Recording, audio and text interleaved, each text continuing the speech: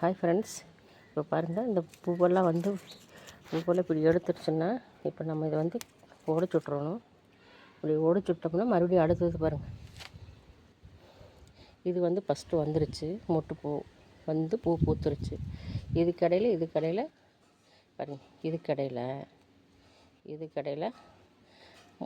அதாவது தளைஞ்சு அரும்பு கட்டுது பார்த்திங்களா. இது ஏற்கனவே நமக்கு வந்தது, பூ எடுத்தது. இது பூ இப்போ ரெடி ஆகிடுச்சு பாருங்கள். இந்த பூ ரெண்டு இப்போ ரெடி ஆகிட்டு இருக்குது. அது மாதிரி இதை பாருங்கள், இது அதே மாதிரி தான். இது நமக்கு ஏற்கனவே பூ கொடுத்துருச்சு. இப்போ நம்ம இது மாதிரி இருக்கிறதால கிள்ளி விட்டுறணும். கிள்ளி விட்டோம்னா நமக்கு அடுத்து பூ பூக்கும்போது நல்லா பூக்கும்.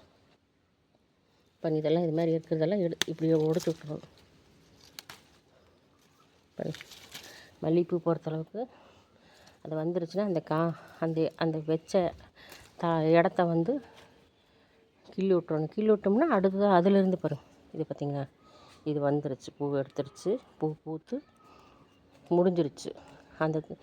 அந்த தலை மட்டும் இருக்குது, கிளை.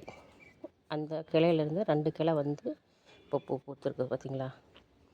ஓகே ஃப்ரெண்ட்ஸ், மல்லிகைப்பூ செடியாக இது மாதிரி நம்ம பராமரிச்சுட்டு வந்தோம்னா நல்லா பூ கொடுக்கும் நமக்கு.